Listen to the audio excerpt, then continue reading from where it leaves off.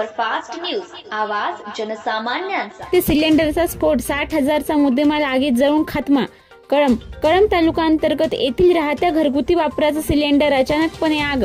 प्रमोद रामचंद्र ढोले, सावरगाव, तालुका कळंब इथे दिनांक 20 ऑगस्ट रोजी घरी स्वयंपाक करताना सिलेंडर नळी लीक झाल्यामुळे दुपारी 12च्या सुमारास आग लागली।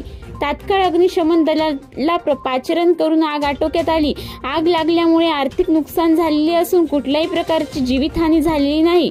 आर्थिक नुकसान झालेल्यांचा तपशील खालीलप्रमाणे आहे।